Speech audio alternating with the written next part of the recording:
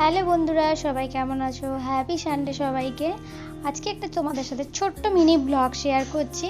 এই দেখো, আমি এখন সকালবেলা, যদিও সকাল নয়, এখন বাজে 10টা। তো এখন দেখো আমি অ্যালোভেরা কাটছি।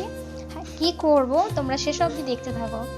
আজকে যেহেতু সানডে, কখনো কখনো নিজের জন্য সময় বার করতে হয়। তো আজকে পুরো ভিডিওটাই হচ্ছে স্কিন এবং হেয়ার কেয়ার।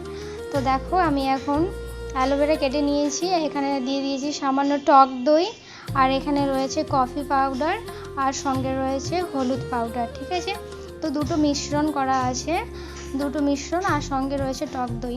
তো এটা এখন আর সঙ্গে দিয়ে নেব একটু বেসন দিয়ে, এটাকে আমি এখন ভালো করে মিক্সড করে মিশ্রণ একটা তৈরি করে নেব।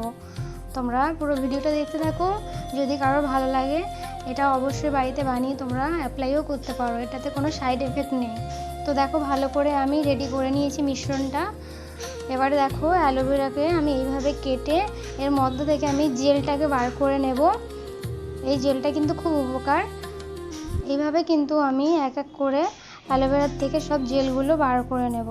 আর যদিও খাটনি আছে, কিন্তু কি হবে, এটা কিন্তু খুবই উপকার।